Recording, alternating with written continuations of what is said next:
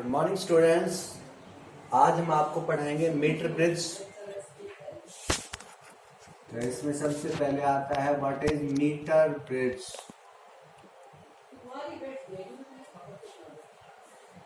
Metre bridge जैसा कि नाम से ही पता है मीटर, इसका मतलब इसमें 1 मीटर लंबा जो है वायर यूज किया जाएगा, इसलिए इसको मीटर ब्रिज कहा जाता है।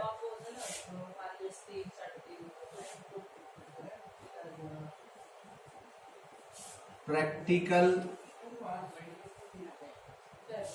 Form of wheat stone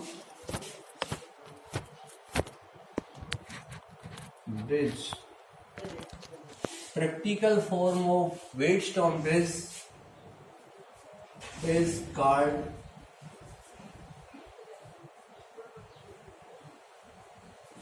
meter bridge.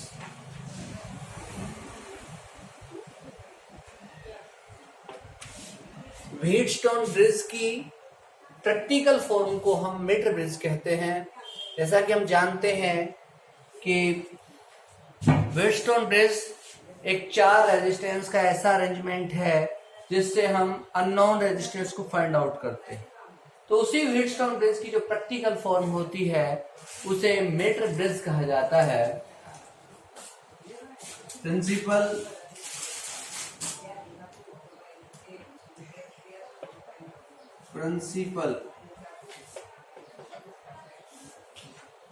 when bridge is balanced,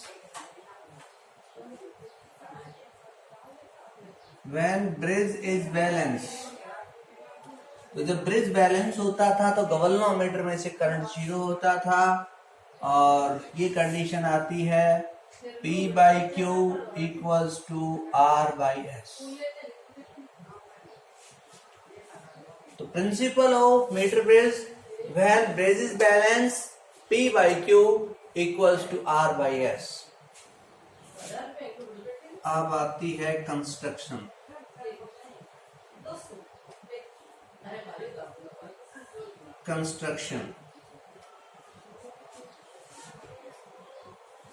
It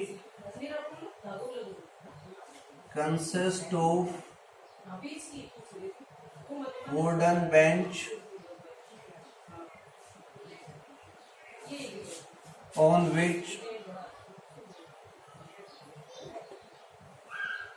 two L-shaped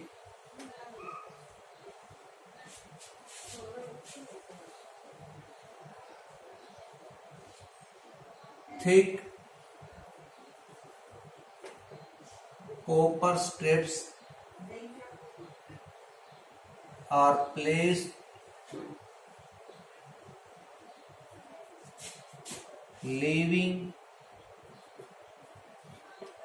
a large gap on the gap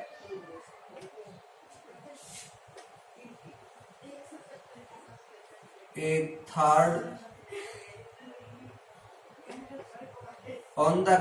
third strip is used, leaving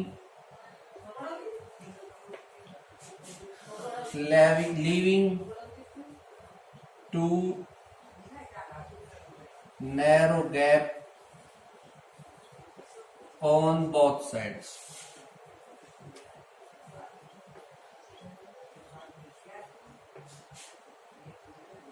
On gap 1 a resistance box is mounted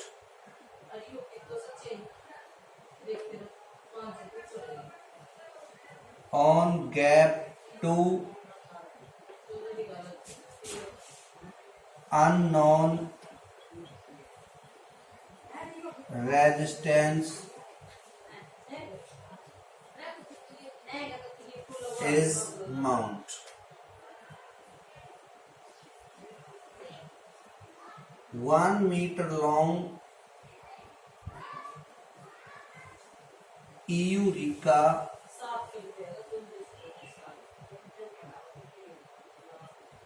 1 meter long Eureka wire is stretched between AB. A meter scale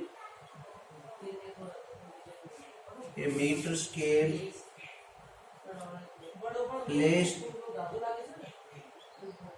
parallel to wire jockey attached to terminal C via galvanometer.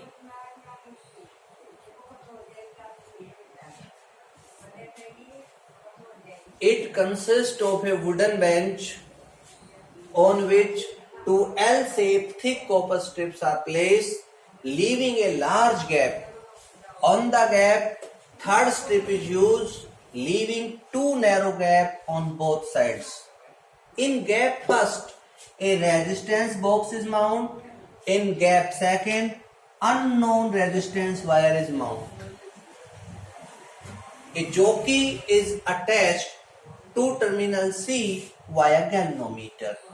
1 meter long Eureka wire is stretched between terminals A and B. So what is meter bridge? Practical form of Wheatstone bridge is called meter bridge. मतलब Wheatstone bridge की जो practical form है उसको metre bridge कहते हैं. Principal, जब bridge balance होता है P by Q R by S के बराबर होता है और ब्रिज बैलेंस की कंडीशन ये होती है कि गैल्वेनोमीटर में से कोई करंट फ्लो नहीं करता. ये है इसकी कंस्ट्रक्शन. इसमें एक वुडन बेंच के ऊपर दो एल शेप की थिक कॉपर स्ट्रिप्स को यूज किया जाता है. उनके बीच में लार्ज गैप होता है. उस गैप के अंदर एक थर्ड स्ट्रिप जो होती है उसको हम इस तरीके से माउंट करते हैं कि दोनों साइड दो नैरो गैप बचे. नैरो गैप फर्स्ट के अंदर एक रेजिस्टेंस बॉक्स को बांधते हैं और गैप सेकंड के अंदर हम अननोन रेजिस्टेंस को बांधते हैं. 1 मीटर का लंबा यूरिका का एक वायर होता है जो ए और बी टर्मिनल्स के बीच में बंधा हुआ होता है. इसके पैरेलल में एक मीटर स्केल को प्लेस किया जाता है ताकि हम जो है जॉकी से डिफ्लेक्शन को नोट कर सके. Jockey attach to terminal C via galvanometer. Next आता है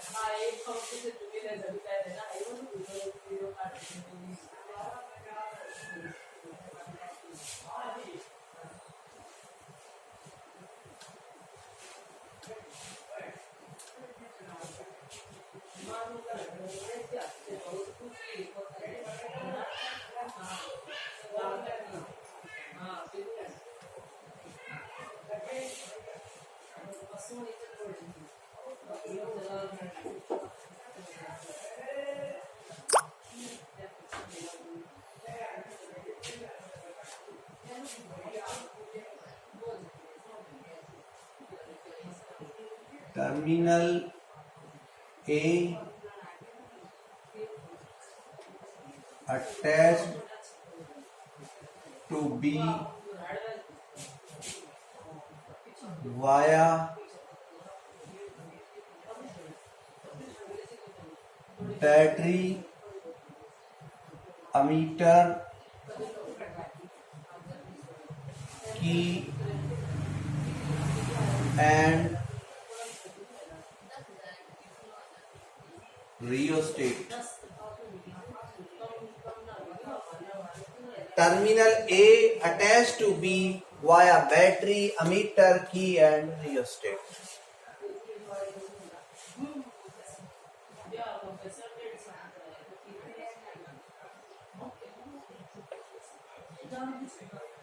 Working. Press की के rheostat adjusted to suitable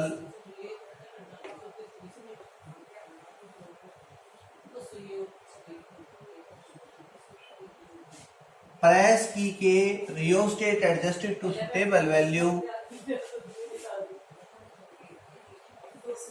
constant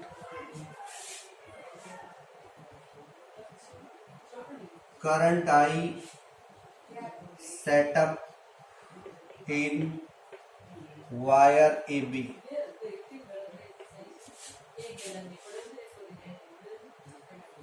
Plug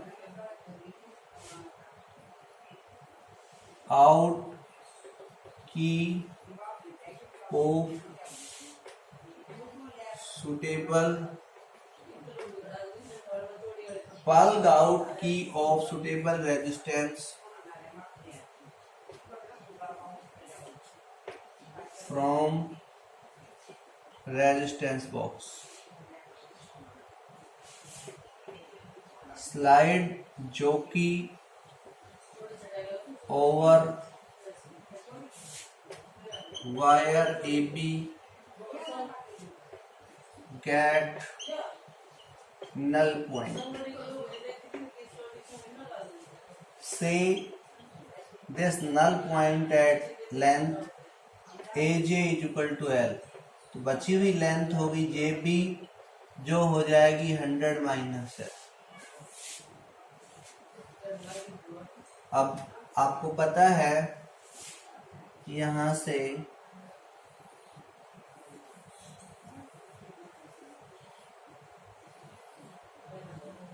ये एक वुडन बेंच है. इस वुडन बेंच के ऊपर दो एल शेप की थिक कॉपर स्ट्रिप्स का हम यूज करते हैं और इन दोनों स्ट्रिप्स के बीच में एक लार्ज गैप होता है. इस गैप के अंदर एक तीसरी स्ट्रिप यूज कर देते हैं. जब हम तीसरी स्ट्रिप यूज करते हैं तो दोनों स्ट्रिप्स के बीच में दो नैरो गैप बचते हैं. गैप फर्स्ट के अंदर एक रेजिस्टेंस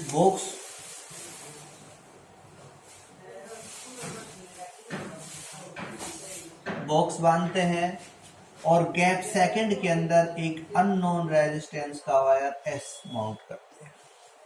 ये है टर्मिनल ए, ये है बी. टर्मिनल ए को बी से 1 मीटर लंबे कॉन्स्टेंटन या यूरेका के वायर से बांधा जाता है और इनके बीच में इनके पैरेलल में एक मीटर स्केल होता है. ये एक मीटर स्केल होता है. यहां से टर्मिनल सी के साथ एक गैल्वेनोमीटर जुड़ा हुआ होता है. गैल्वेनोमीटर के साथ एक चौकी जुड़ी हुई होती है. टर्मिनल ए को बी से एक बैटरी, अमीटर, रियोस्टेट और की के थ्रू जुड़ी हुई होती है.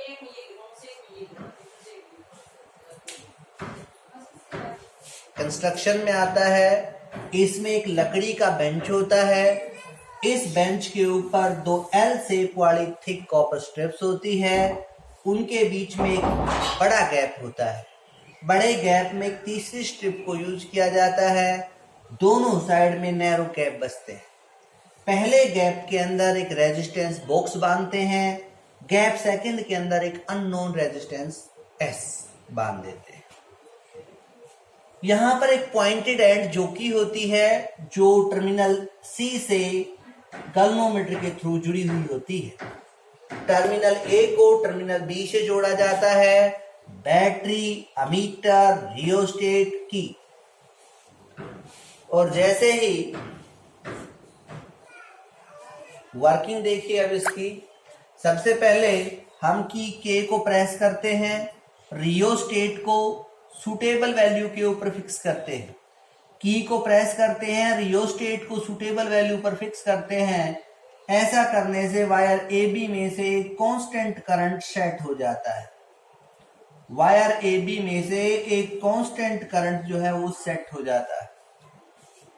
इसके बाद में रेजिस्टेंस बॉक्स में से सूटेबल रेजिस्टेंस वाली एक की को बाहर निकाल लेते हैं और इसके पश्चात जोकी को वायर पर से स्लाइड करते हैं। सबसे पहले जोकी को स्लाइड करने से पहले जोकी को टर्मिनल ए पर जो है टच कराते हैं। जब टर्मिनल ए पर टच कराते हैं तो हमारा गैल्वेनोमीटर राइट साइड को जाता है। फिर इसको बी पर टच कराते हैं तो ये लेफ्ट साइड को जाता है, मतलब अपोजिट डिफ्लेक्शन। टच ए पर करा रहे हैं, गैल्वेनोमीटर बी पर जा रहा है। बी पर टच कराते हैं, गैल्वेनोमीटर ए की साइड जा रहा है। इसका मतलब जब हम ए पर टच करा रहे हैं तो गैल्वेनोमीटर राइट साइड को है। तो जैसे जैसे हम बी की साइड जाएंगे ये गैल्वेनोमीटर धीरे धीरे ओ की तरफ आ जाएगा। जब ए पर टच कराते हैं गैल्वेनोमीटर राइट साइड को जाता है, जब बी पर टच कराते हैं तो लेफ्ट साइड। इसका मतलब ये हुआ कि जब हम ए से बी की साइड जाएंगे तो देखो, जब हम ए से बी की साइड में जाएंगे तो हमारा गैल्वेनोमीटर ऐसे डिफ्लेक्ट होता हुआ आएगा। किसी ना किसी पॉइंट पर ये ओ पर आ जाएगा, मतलब जीरो। जिस पॉइंट पर जीरो डिफ्लेक्शन शो करे उसकी लेंथ को आप मीटर स्केल से नाप ले और ये लेंथ मान लीजिए कितनी हो गई, एल। अब ए से बी की जो लेंथ थी वो थी 1 मीटर। तो जे से बी की कितनी बची? तो जे से बी की जो लेंथ बची वो बची 100 माइनस एल। सबसे पहले की को प्रेस करें, रियोस्टेट को सूटेबल वैल्यू के ऊपर फिक्स कर दे। ऐसा करने से जो अपर सर्किट है वो कंप्लीट हो गया और वायर ए बी में से कांस्टेंट करंट सेट हो गया। इसके बाद रेजिस्टेंस बॉक्स में से सूटेबल रेजिस्टेंस की निकालें और उसके बाद जोकी को एक बार ए पर टच कराएं, गैल्वेनोमीटर राइट साइड को जाएगा। बी पर टच कराए, गैल्वेनोमीटर लेफ्ट साइड को जाएगा, मतलब अपोजिट डिफ्लेक्शन को शो करेगा। जब आप ए पर टच करा रहे हैं तो गैल्वेनोमीटर राइट साइड को है और जब बी पर टच कराते हैं तो लेफ्ट साइड को। इसका मतलब जैसे जैसे हम ए से बी की साइड जाएंगे हमारे गैल्वेनोमीटर का जो पॉइंटर है उसकी जो सुई है वो इस तरीके से डिफ्लेक्ट होगी। जब गैल्वेनोमीटर का पॉइंटर इस तरीके से डिफ्लेक्ट होगा तो कहीं ना कहीं एक ऐसा पॉइंट आएगा जहां पर ये जीरो डिफ्लेक्शन को शो करेगा। वो नल पॉइंट है। उस टाइम गैल्वेनोमीटर बैलेंस कंडीशन में। इसका मतलब गैल्वेनोमीटर में से जीरो होने का मतलब गैल्वेनोमीटर में से करंट जीरो।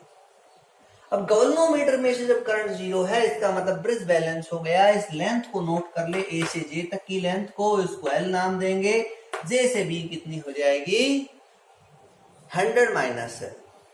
ये रेजिस्टेंस आ रहा है, ये एस है। ये पहले वाली लेंथ जो है वो रेजिस्टेंस पी को रिप्रेजेंट करेगी और जो सेकंड लेंथ है वो जो है क्यू को रिप्रेजेंट करेगी। तो यहां से आप पी को क्या लिख सकते हैं, पी की जो पहले वाली लेंथ है वो पी को रिप्रेजेंट कर रही है। तो रेजिस्टेंस होता है रो लेंथ बाय एरिया।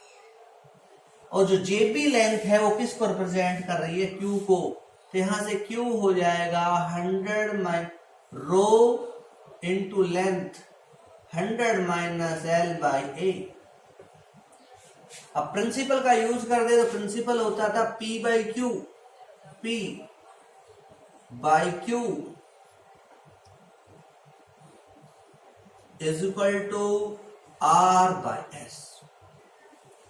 यहां से A से A कैंसिल, रो से रो कैंसिल, दोनों साइड रेसिप्रोकल ले लो तो ये हो जाएगा 100 minus L divide by L that is equal to S by R. आपको एस निकालना था तो ये हो जाएगा 100 minus L divide by L that is equal to into R that is equal to S. ये है आपका मीटर ब्रिज। तो देखिए मीटर ब्रिज किसको कहते हैं, एक ऐसी डिवाइस जिससे हम अननोन रेजिस्टेंस निकालते हैं, एक ऐसा अरेंजमेंट जिससे हम अननोन रेजिस्टेंस निकालते हैं, वो मीटर ब्रिज कहलाता है। तो इसको तो हम व्हीटस्टोन ब्रिज भी कहते थे, लेकिन एक्चुअल प्रैक्टिस में जो व्हीटस्टोन ब्रिज है उसी की प्रैक्टिकल फॉर्म को हम मीटर ब्रिज कहते हैं। प्रिंसिपल क्या है? प्रिंसिपल वही है P by Q equal to R by S। P by Q equal to R by S। Construction, इसमें एक लकड़ी का बेंच होता है, इस बेंच के ऊपर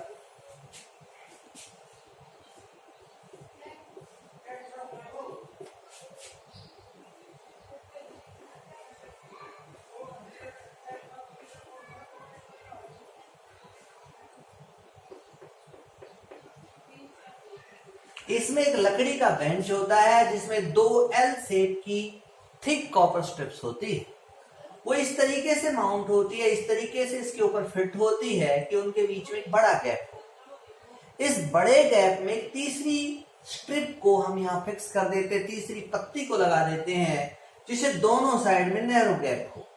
गैप फर्स्ट में रेजिस्टेंस बॉक्स और गैप सेकंड के अंदर अननोन रेजिस्टेंस को बांधा जाता है। इसके बाद पॉइंटेड एंड जॉकी को टर्मिनल C से गैल्वेनोमीटर के थ्रू जोड़ा जाता है। टर्मिनल A टर्मिनल B से जुड़ा हुआ होता है via battery, ammeter, rheostat and की। वर्किंग आती है, सबसे पहले की को प्रेस करें, रियोस्टेट को सूटेबल वैल्यू पर फिक्स करें। ऐसा करने से वायर AB में से कांस्टेंट सूटेबल करंट सेट हो जाता है। इसके पश्चात सबसे पहले रेजिस्टेंस बॉक्स से सूटेबल रेजिस्टेंस की निकालें और जॉकी को उठाएं, पहले A पर टच कराएं। जब A पर टच कराते हैं तो हमारा गैल्वेनोमीटर राइट साइड को जाता है, फिर B पर टच कराते हैं तो लेफ्ट साइड का मतलब अपोजिट डिफ्लेक्शन शो करता है। जब हमने A पर टच कराया तो हमारा गैल्वेनोमीटर, हमारा पॉइंटर इधर था, और जब B पर टच कराया तो इधर। इसका मतलब A से B की तरफ जा रहे हैं। जब हम A से B की तरफ जा रहे हैं तो हमारा पॉइंटर जो है वो ऐसे शिफ्ट होगा, क्योंकि A पर टच कराने पर ये इधर था, B पर टच कराने पर इधर। जैसे जैसे हम इसको ऐसे स्लाइड करते हुए जाएंगे, कहीं ना कहीं शिफ्ट करते करते O पॉइंट पर आ जाएगा, मतलब जीरो डिफ्लेक्शन। जब जीरो डिफ्लेक्शन शो करे उस टाइम ब्रिज जो है वो बैलेंस होता है, और बैलेंस कंडीशन में पहली लेंथ P को रिप्रेजेंट करेगी, दूसरी लेंथ Q को। AJ की लेंथ आपने नोट कर ली, L हो गई, JB की कितनी हो गई? 100 माइक्रोस। रेजिस्टेंस होता है R equal to rho L by A। तो यहां से आप P को लिखना चाह रहे हैं और इसकी बैलेंसिंग लेंथ L है, तो P will be equal to rho L by A। जब आप इसको Q पर लिखना चाहते हैं तो Q के लिए बैलेंसिंग लेंथ कितनी है भाई? 100 माइनस L, तो एक Q हो जाएगा। P by Q equal to R by S, जो कैंसिल होता है वो कैंसिल कर दे। आपको S निकालना है, S निकालने के लिए आप इसका रेसिप्रोकल कर दें।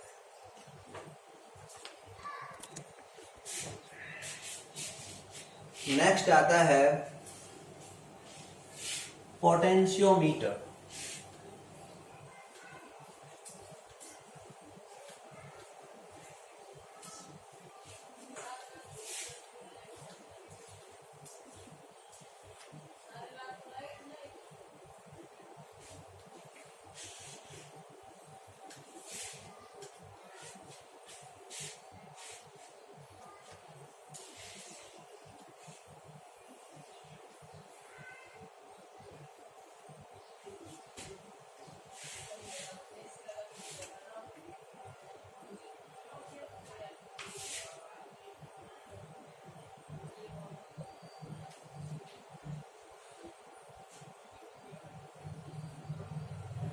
Potentiometer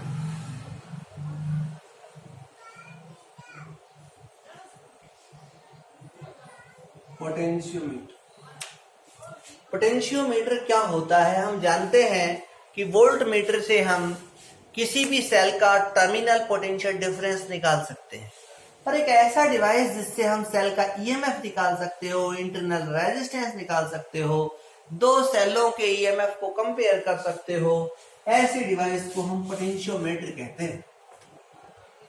A device use to find EMF of a cell. A device used to find EMF of a cell. एक ऐसी डिवाइस जो किसी सेल के EMF को फाइंड आउट करने में हेल्प करती है, उसको हम क्या बोलते हैं? Potentiometer. A device used to find EMF of a cell is called potentiometer. अब आता है इसका प्रिंसिपल. प्रिंसिपल कहता है drop in potential is proportional to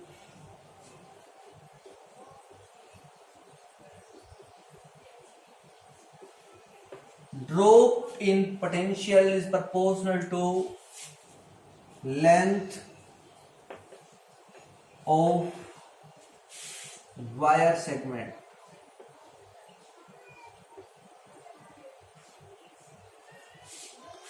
It states that drop in potential is directly proportional to length. ये कहता है किसी भी वायर में जो पोटेंशियल ड्रॉप है वो उसकी लेंथ के डायरेक्टली प्रोपोर्शनल होता है. इसके बाद में आती है कंस्ट्रक्शन.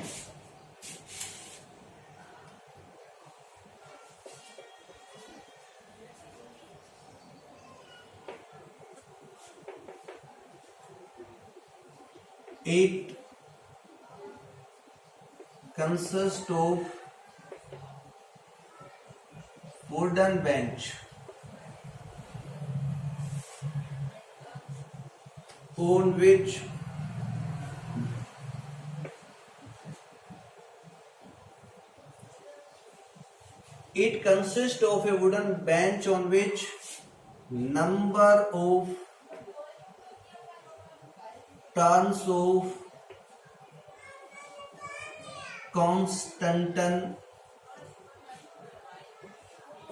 wire is stretched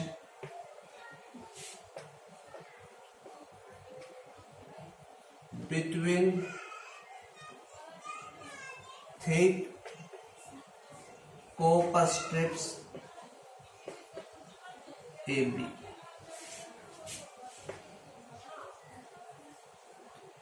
जो कि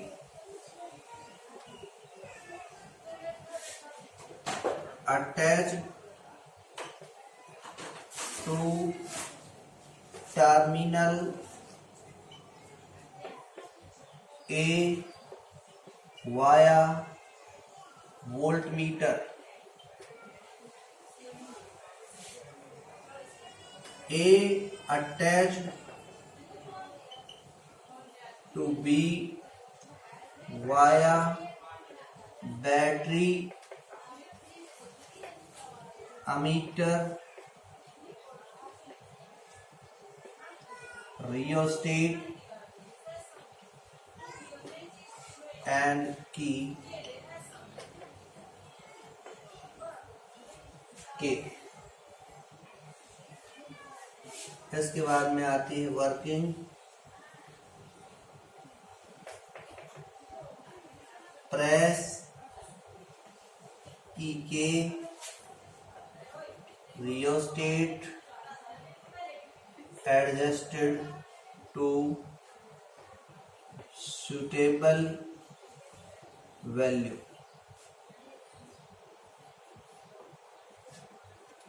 Rheostat is adjusted to suitable value.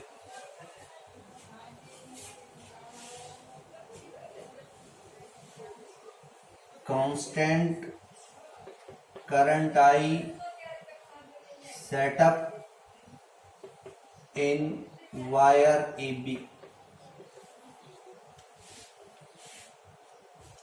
Slide जो कि ओवर वायर AB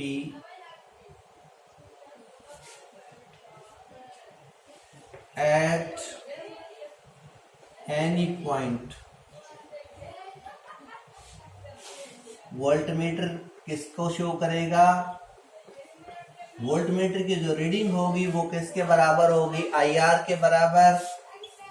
I और रेजिस्टेंस को लिखा जा सकता है R और V equal to I R, I into resistance को लिखा जाएगा रो एल बाई ए।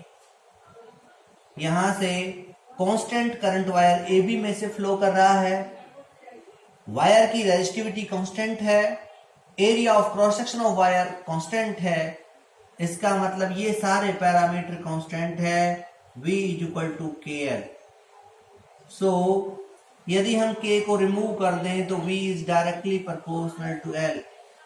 ये क्या है? ये प्रिंसिपल है पोटेंशियोमीटर का। Also V by L that is equal to K, जो क्या होता है? कांस्टेंट। It is also known as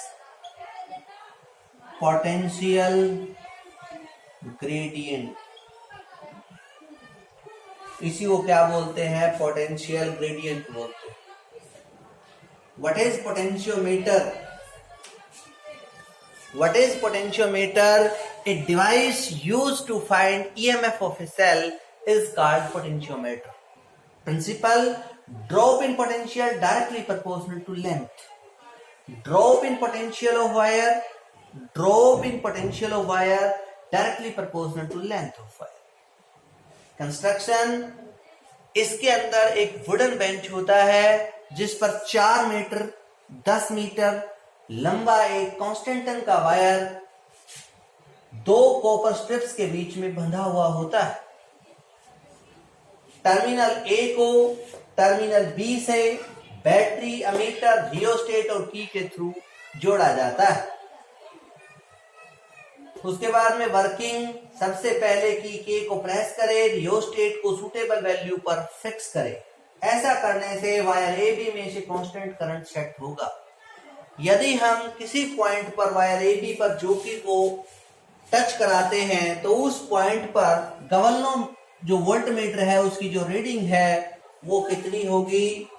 voltmeter की जो रीडिंग है वो उस पॉइंट के ऊपर V equal to I R, I into rho R को लिखा जा सकता है रो एल बाई ए। यहां से सब कांस्टेंट है। V equal to K L. यदि K को हटाते हैं तो V is directly proportional to L। V by L को हम K लिख सकते हैं, that is called potential gradient.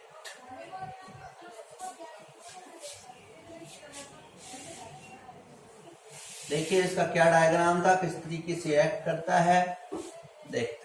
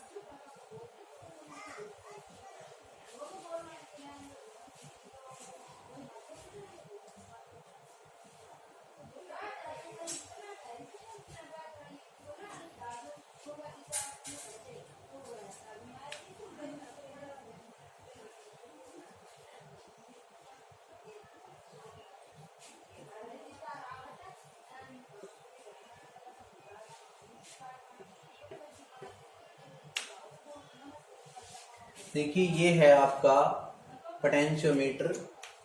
इसमें एक लकड़ी का बेंच होता है जिस पर 4 मीटर लंबा एक कांस्टेंटिन का वायर थिक कॉपर स्ट्रिप्स ए और बी के बीच में खिंचा हुआ होता है। इसमें एक लकड़ी का बेंच है जिसमें 4 मीटर लंबा एक कांस्टेंटिन का वायर ए बी के बीच में स्ट्रेच्ड होता है। एक पॉइंटेड एंड जॉकी को टर्मिनल ए से वोल्टमीटर के थ्रू जोड़ा जाता है। टर्मिनल ए को टर्मिनल बी से बैटरी, अमीटर, रियोस्टेट और की के थ्रू अटैच किया जाता है। वर्किंग, सबसे पहले की के को प्रेस करते हैं, रियोस्टेट को सूटेबल वैल्यू के ऊपर एडजस्ट करते हैं। सबसे पहले की के को प्रेस करते हैं, रियोस्टेट को सूटेबल वैल्यू पर एडजस्ट करते हैं। ऐसा करने से वायर ए बी में से एक कांस्टेंट करंट जो है वायर ए बी में से कांस्टेंट करंट सेट हो जाता है। जब वायर ए बी में से एक कांस्टेंट करंट जो सेट होता है उसके पश्चात हम जॉकी को वायर पर कहीं भी टच कराते हैं। जब जॉकी को वायर पर किसी भी पॉइंट पर टच कराते हैं तो वोल्टमीटर की जो रीडिंग होती है V = IR। आर को आप क्या लिख सकते हैं, ए से जे तक की जो लेंथ है वो हो जाएगी L। इसलिए रेजिस्टेंस ऑफ वायर AJ को लिख सकते हैं आप rho length of wire AJ divide by A। ये V क्या आया है, दिस इज वोल्ट मीटर की रीडिंग है। वोल्ट मीटर की रीडिंग कहां से कहां तक है, A से J तक। VAJ will be equal to I into RAJ। I क्यों लिखा और RAJ क्यों लिखा, क्योंकि ये चारों के चारों जो आपको टर्म नजर आ रही है सब सीरीज में है और सीरीज में करंट सेम होता है, इसलिए करंट होगा I और रेजिस्टेंस ऑफ वायर A से J तक का होगा RAJ। AJ वायर की जो लेंथ है वो कितनी है, L। तो यहां से आप रेजिस्टेंस ऑफ AJ लिख सकते हैं रो L बाई A। ये आपने लिख दिया। इसमें से वायर में से कांस्टेंट करंट था, रेजिस्टिविटी कांस्टेंट थी, area of cross section of wire constant था, इसको आपने एक कांस्टेंट नाम दे दिया K। इसके पश्चात यदि K को हटाते हैं तो V is directly proportional to L। This is the principle of potentiometer. Next, यदि आप इसको इधर भेज देते हैं तो V/L = K। This is potentiometer.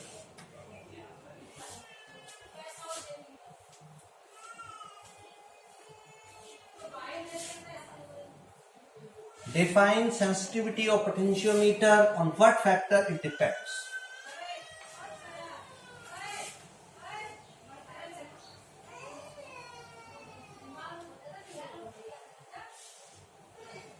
Sensitivity of potentiometer.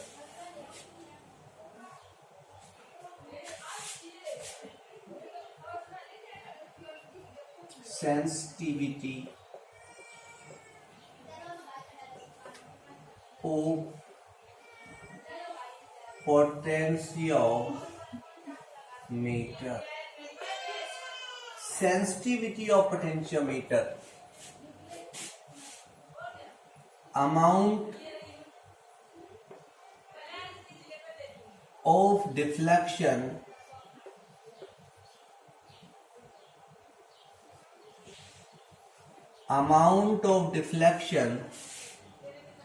when unit current I set up दो AB। Amount of deflection when unit current I set up दो वायर AB। जब वायर AB में से यूनिट करंट पास हो तो जितना deflection show करता है उसको कहा जाता है सेंसिटिविटी। तो what is sensitivity? It is the amount of deflection when unit current is set up the wire AB। So it depends upon sensitivity. Sensitivity होती है 1/K। और अभी आपने पढ़ा था I rho by A that is equal to होता था K। इसका मतलब मैं यहां से लिखूं तो ये हो जाएगा I A by I into rho, also equals to K equal to होता था V बाई एल, तो आप यहां से ये भी लिख सकते हैं sensitivity 1 by K that is equal to L by V. So sensitivity is also equal to L by V. कौन कौन से फैक्टर्स पर सेंसिटिविटी डिपेंड करती है ये यहां से हम सीखेंगे. sensitivity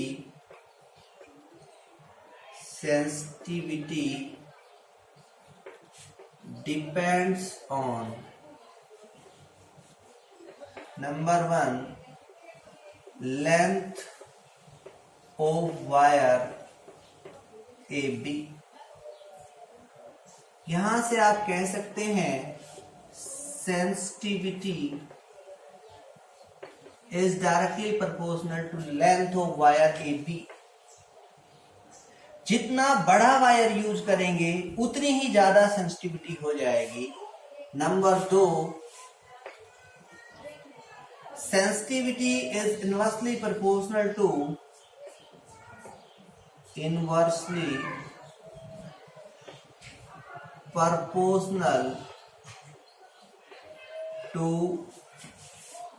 amount of current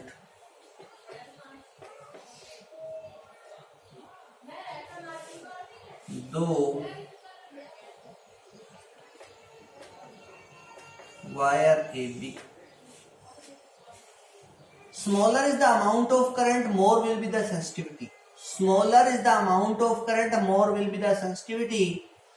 Larger is the length of wire, more will be the sensitivity. Sensitivity.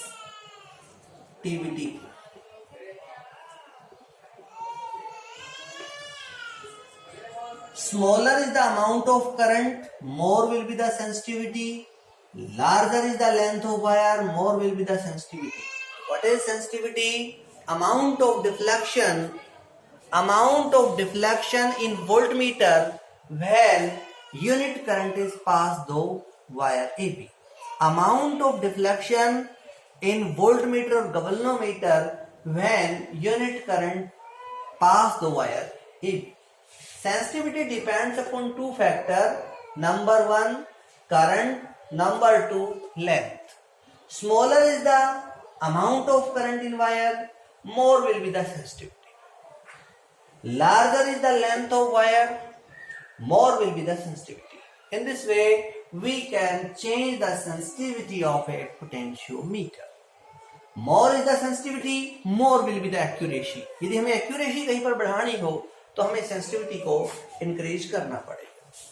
That is the end of lecture. बस